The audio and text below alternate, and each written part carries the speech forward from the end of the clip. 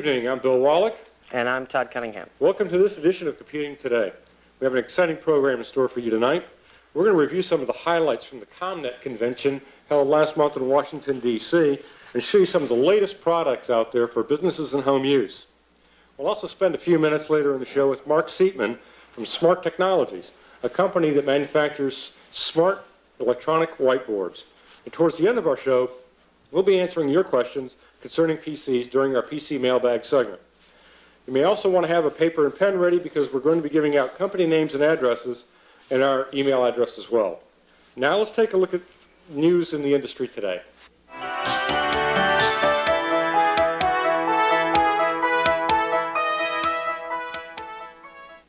IBM is preparing to give their information managers a wake-up call.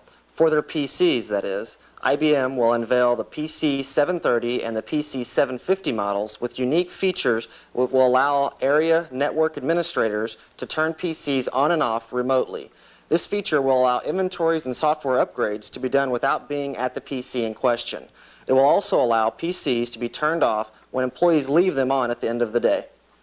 Todd, I guess that this type of box would probably work best on a network, don't you think? Definitely. If you can hook them up to a network and get hundreds of PCs turned off at the end of the day, so you just save electricity, that would be an excellent idea. Yeah, I noticed when we were going through that article, though, it doesn't say what happens to people that don't save their work before they go home at night. Well, with Windows 95, it's going to save automatically on the way out, so when they exit the program, it will actually save the documents. The Hatfields and McCoys of the software industry have finally ended their longtime copyright feud. A ruling last week by the U.S. Supreme Court lays to rest the 5-year battle between Lotus and Borland. The Supreme Court ruled 4-4 with one abstention, which upholds a lower court ruling in favor of Borland. A hollow victory, nonetheless, for both companies, since they've both spent millions of dollars in legal fees and diverted many of their resources in the ongoing battle. Glad to see that one over with, Todd. Oh, yeah, so many lawsuits in the computer industry right now. It's nice to see some of them put to rest. I think this is going to make the history books, though. Yeah, it's lots of money. Many East Coast companies viewed the blizzard of '96 as lost days of productivity, but California software company Symantec saw it as a good opportunity. The company's Delrina Group held a special promotion giving away 500 copies of PC Anywhere remote access software. The product went out the doors like snow shovels in a blizzard. I thought that was a pretty slick little marketing trick. If you can't get to work because you can't get to your car, why don't you use our product and dial in and do what you have to do anyway? Get to work, yes, you bet.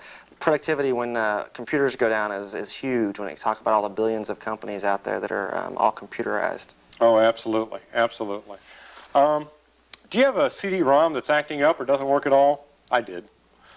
Help's on the way. The Interactive Multimedia Association in Annapolis has released free software that will check out your computer software and hardware and displays on a screen exactly what you have. The software is called CD Match and can be downloaded on the worldwide website at http://www.ima.org/CD Match. So basically this software package will make massaging your CD-ROM drivers with your current hardware and software a much easier process. Which, going through each application, as you load applications, especially a lot of the new multimedia games, you'll find that it causes problems with other applications, so something like this will help fix those problems. Great, or if that doesn't work, contact your local CompUSA technical support people. That's right, that's right. Fantastic.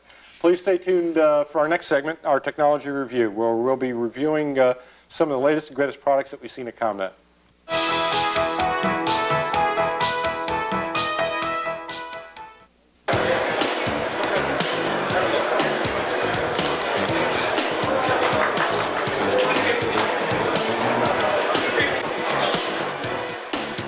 We're here with Mark Seatman from Smart Technologies. Hi, Mark. How you doing? Pretty good. Having a good day. Great. Can you tell us a little bit about some of the technology that we're looking at here?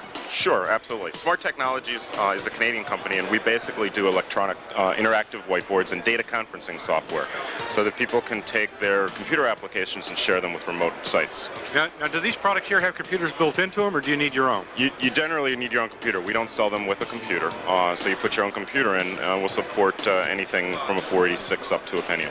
Now, what's the difference between, let's say, this product that we're looking at right here in front of us versus a a regular large screen monitor, if you would? There's two differences. One, there's software built into it which allows it to be touch sensitive. You want me to show you? Sure, go ahead. Okay, basically, when you touch the board with your finger is now acting like the mouse.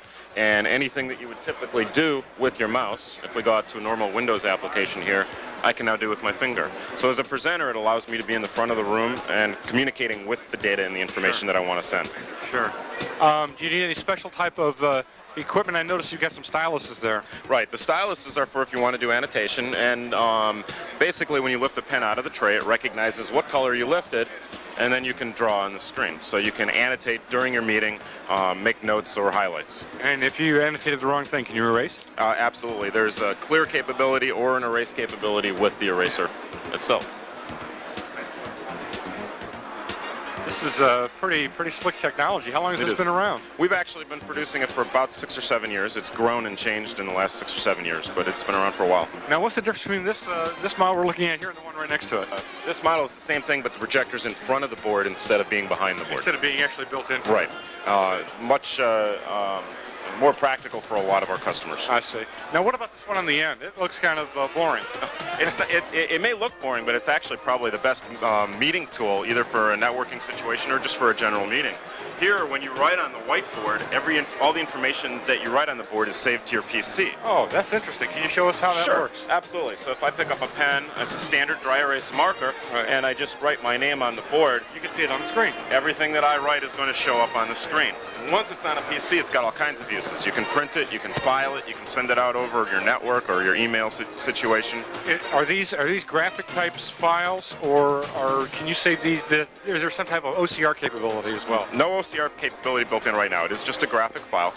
You can save each individual screen as a bitmap if you want and transfer it into other software programs so that it does have some flexibility. I see. So I guess the first product we saw was the real high-end one, and it's kind of like the low end. Right, and they actually all work together. It's kind of, you can build yourself up, start with the simple, and work into the more complex. What kind of price ranges are we talking about to get into this type of? For the basic system, we're talking $3,000, and then working up into the rear screen systems between $18,000 and $24,000. That's a significant price drop from what we've seen over the last few years. In fact, we just had a price drop a couple of months ago. Yes, we are trying to bring the cost down on technology all the time. Well, that's great. Well, Mark, thanks for taking a few minutes to talk to us today. Thank you. And good luck. Thank you very much.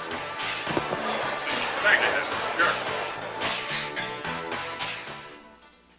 Todd, that was pretty cool, wasn't it?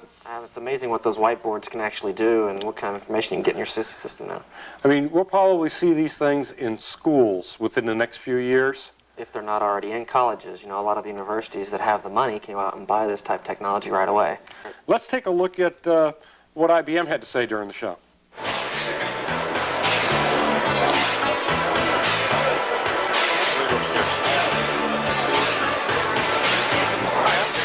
Bill Cassidy from IBM. Hi, Bill. How you doing?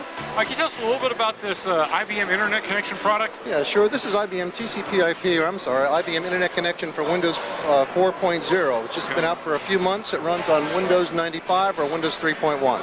And what's the difference between this product and the integrated capability within OS2 Warp to access the Internet? Well, essentially you have the same type of things. What we've done is we've licensed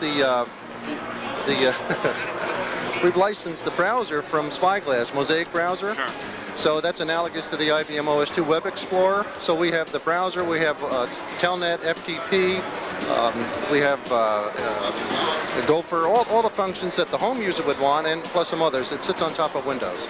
So basically this product is similar to like the NetManage product and some of the other products? Very similar to the NetManage product, except this one right now is retailing for $25 through the end of March. $25? $25. And that gives you full communications capability, dial-up, everything? It gives you dial-up on 3.1 and gives you LAN capability on Win95.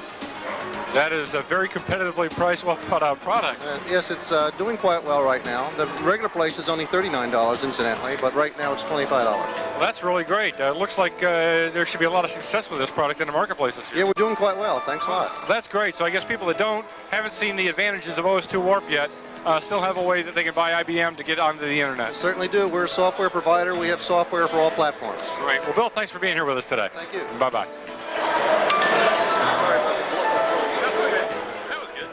That was pretty interesting.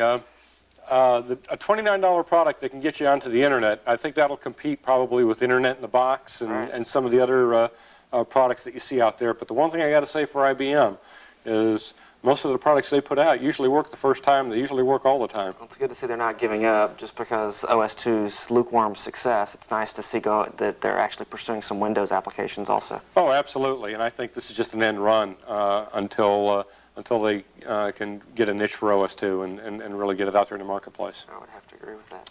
Well, let's take a look at what PictureTel, video teleconferencing across your PCs, got to say.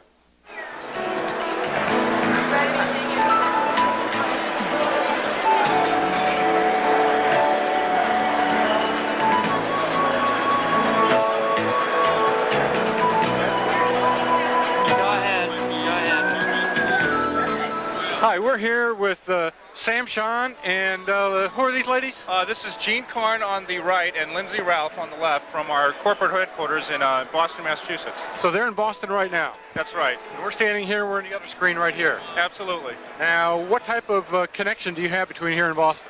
Basically, what you're looking at here is our PCS 100 system, actually called Live 100, and where it takes an ISDN basic rate connection. Okay. It's a basic phone call right into the back of the box. And you can dial right up and go anywhere you like in the world.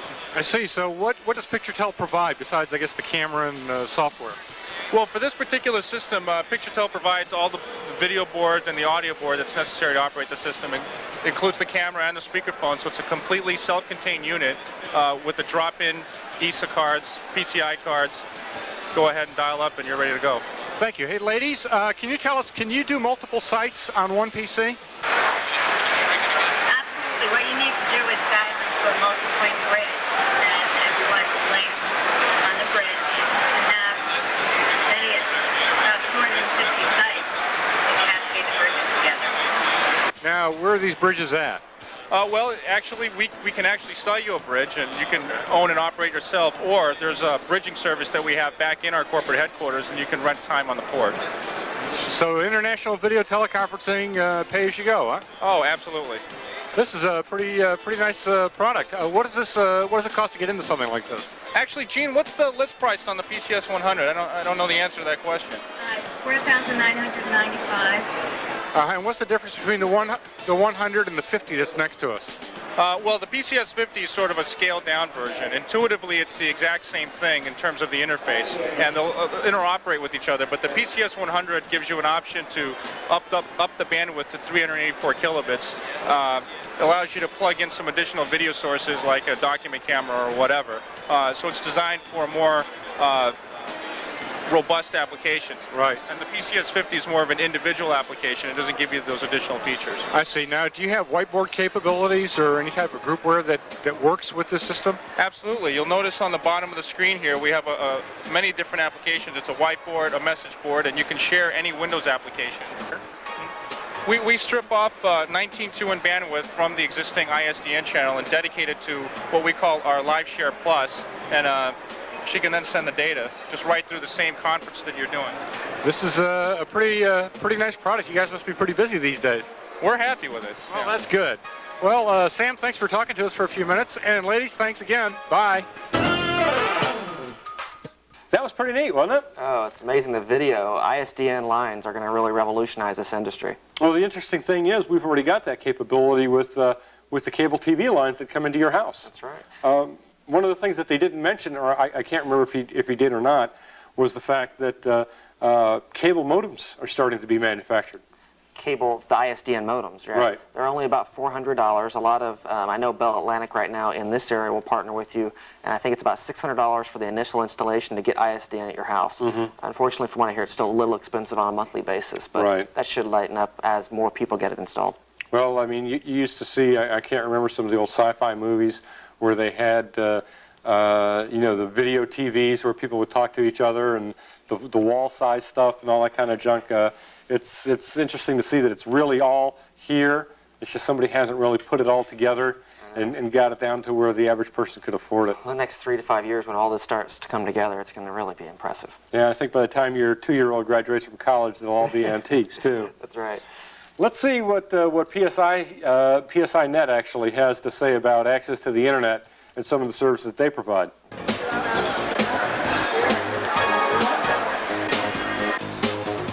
We're here with John Cochran from PSINet. Hi, John. Hi, how are you? Good. You're based out of Herndon, which is right next door to where we broadcast in Ruston. Oh, wonderful. So can you tell us a little bit about what PSI does? PSINet is the nation's largest internet service provider. We connect individuals and corporations alike to this vast network known as the internet. Now, how do you differ from like CompuServe and Prodigy and some of these other companies that also provide internet access? Well, we're different from the online service providers in that we are a direct link to the internet. With AOL, CompuServe, and Prodigy, they're kind of acting as a middleman to then put the consumer or the corporation online. We are the internet, we're a direct link to the internet, so therefore you're not going through any additional middlemen to get there.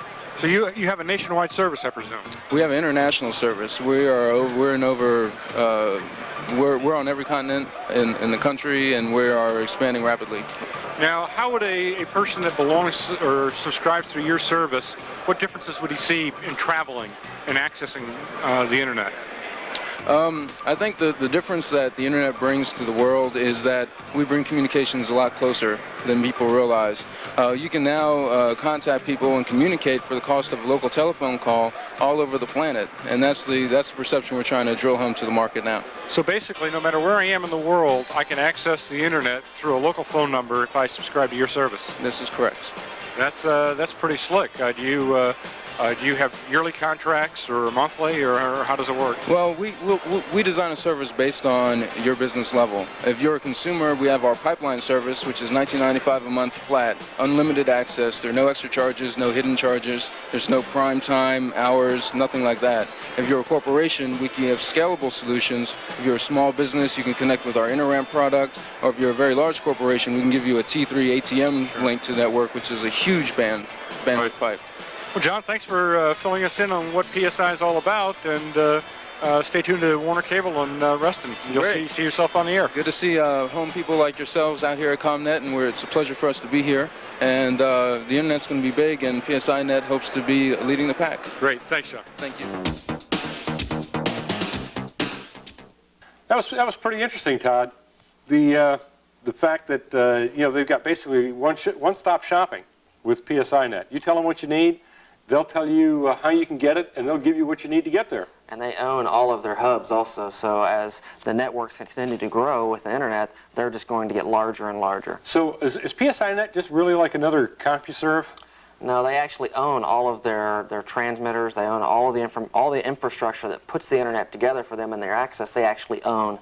Where someone like CompuServe or Prodigy or America Online are just renting those services, probably like companies PSINet.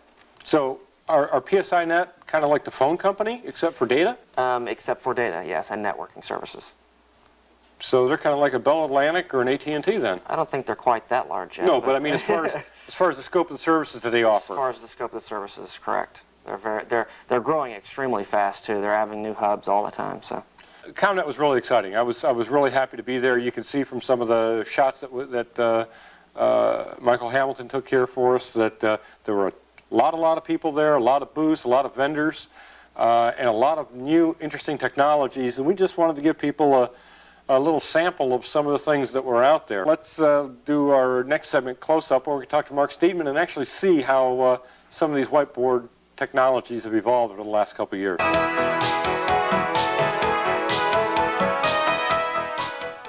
Mark, thanks for coming by and seeing us this afternoon. Can you tell us a little bit about what you brought with you and kind of how this system works? Sure, Bill. Basically what we've brought is a demonstration version of our whiteboards that you filmed at ComNet, and they work just the same as the larger boards do. Basically it's an electronic whiteboard that allows you to write on it with a standard dry erase marker, and everything that you write then is saved into your PC. And additionally, it also lets you use your finger essentially as a mouse so that you can control your presentations or your meetings from the front of the room. Sure. What kind of components come with this? It's very simple. The board itself is a pretty standard whiteboard material, but we've added some touchscreen technology to it. You also get a pen tray which holds all the electronics for the product, and then standard dry erase markers and standard erasers. Cool. And what about the little black box here at the end of the table? That's an LCD projector, and any LCD panel or LCD projector that essentially takes your computer VGA image and projects it onto the board will work with the product. That's sounds like it's pretty simple. It is actually very simple. We don't want to change the way that people do business, and so we try to keep things running in their everyday life. Why don't you show us some of the things that this system can do? Sure, let me get the software back up here. Basically what we're looking at here is one of our software packages. It's a conferencing software package, but it can also be used for just group dynamic meetings, group presentations, and that type of thing. Essentially what you have is a software package called Smart 2000, which essentially lets you hold a meeting to remote sites the same way that you'd hold a meeting in everyday situation. You start with a standard slideshow type screen, something you've created in a PowerPoint or freelance graphics, and you can then pass those images on by just going to the next images to other groups and other remote sites. The connectivity is very simple. You can connect over LAN, over a standard analog phone line, via modem, or via the internet. Fantastic. So you don't need much of an investment once you've got this. No, there's not much of an investment at all. It really is designed to work with the system that you currently have in the office. User-friendly. Very user-friendly, very Fantastic. easy to use. So we're looking here at some slides that you developed. Yeah, one of the main things that we do is try to help people hold better and more productive meetings, and so that's how we sell the product. And we talk about how meetings are costly. Having people travel from place to place is very costly and unproductive. But the bottom point is probably the most important. That's that meetings are necessary. We must have them in order to communicate. So if I wanted, for instance, to highlight a specific part of that, I could pick up a pen and actually highlight or draw on the screen during the meeting, and everybody in every location would be able to see me do that. Other people in other parts of the conference could do the same thing, so everybody can annotate back and forth in the meeting. That is fantastic. That's remarkable. And so it's such a simple technology. Mm-hmm. It is fairly easy, but actually that's only part of what we can do for the customer. Let's say during a meeting that you decided there was some information that you needed from your computer to share with the audience. Right. You could actually go out and look at your Windows program, and you'll see here on my PC my Windows capability. I could go to any software program now on my PC and actually capture that software, that picture that's on my PC, and send that picture basically into the conference, so that at any time I can grab any information off my computer and share it with the rest of the Man, that is really, really slick. It's a pretty complete package, so you get just about everything you need. We can go back into our notes, and if I look at our slide sorter here real quickly, at the end of the slide sorter will be that screen that I captured. So we'll just pull it up real quick. There you are. Right, and there they are down there. And then that functionality, being able to share computer information, is very important in today's remote meeting capability. But probably even more important is the ability to actually truly share an application, where if I'm in St. Louis and you're in Washington, D.C., we can both work on the same word processing package or the same spreadsheet together. And we offer that capability as well. Now, how does the other person at the other site see what you're saying? They can see it just on their desktop PC, or they can see it with a board and projector combination like this. It really depends how many people are in the meeting. Sure. We essentially take a desktop solution and turn it into a group solution just by adding the board and the projector. That is really, really slick. Before we forget, how do people get a hold of you? Very simply, I am the local representative for Smart Technologies. I'm in Columbia, Maryland. My address is 6012 Tree Swallow Court in Columbia, and the zip code is 21044. My phone number is probably the easiest way to get a hold of me, 410-992-4059. Great, thanks. Now that we got that out of the way, so you can do slides with this. You can pull up other software packages if you wanted to do in-house teaching programs for desktop applications like WordPerfect or Microsoft Word. You could use the product to do that as well. Absolutely. In fact, we already have a number of customers using it in that way. Instead of having a computer lab with 30 computers, you just ask everybody to sign on to their own PC on the network at 9 o'clock in the morning, and we can do up to 64 different locations at one time. So you could have 64 people training at the same time at their own desk instead of having them travel to another site or another room. So basically, they just have to have your SmartBoard software loaded on their workstation. Right, that's correct. And that's it. That's all. That's all they have to have. And that, I think you mentioned a few minutes earlier, was only one floppy? The smart conferencing is actually 2 floppies. Oh, 2 floppies. Yeah, it's very small. Compared to yeah. today's programs, absolutely. You really just need a simple 486 computer, nothing very sophisticated. Yeah. Well, even those are becoming antiques, I'll tell you. I know, I have a couple and beginning to wonder if I need to upgrade myself. Absolutely. What are these buttons down at the bottom now? Well, basically, there's a bunch of tools that are available for you. We already showed you a couple of the pens. You can bring up a blank screen at any time so that if you actually wanted to do a whiteboarding or idea charting, brainstorming, or that type of thing, you can do that. We actually even give you, if you don't like your handwriting, the capability to type in simple text. And can just type in at the keyboard there and bring text up on the screen. Do some more of that. That looks kind of interesting. Go down to switch colors here, make it a little bit more interesting. I rest in. Oh, I hit enter there. I never claimed to be a good typist, but and then it gives Is a graphic image. it saves it as a graphic image, and actually you have the choice of saving as a JPEG or a lossless image, which is a little bit less well known, but you can save it as a JPEG and transfer it to other programs if you want. Sure, this is it's quite a. What are some of these other buttons? Well, we've got for those of us who are artistically challenged, we have some already pre-done graphics like squares and circles and that type of thing, so you can do some highlighting. Probably one of the ones that people like the best, however, is our magnification tool, especially for people who are using spreadsheets or something else with small text. We can blow up any portion of the screen a little bit larger for everybody in the room to see it, and then you just click on the screen again, and it goes back to your normal information.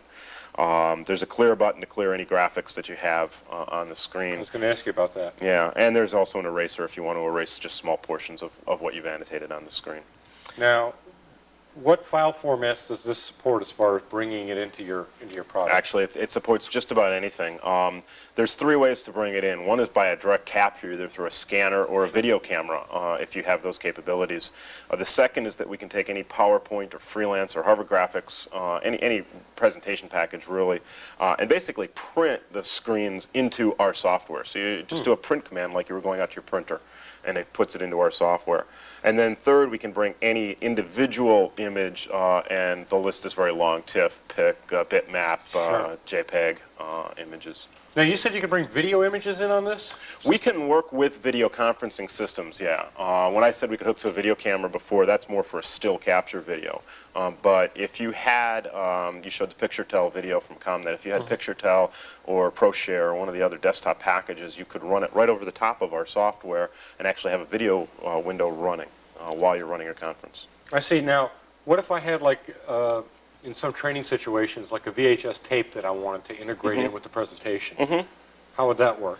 You would just run a video window on top of our software, running video for Windows or several other types of software packages. And then if you have the video card and everything else you need to do that, Sure. it would run seamlessly. Well, Mark, thanks for being here with us again. We'd like to have you back sometime. Please. You're in the area, and please feel free to stop by anytime you're here. Okay, great. Thanks for having me.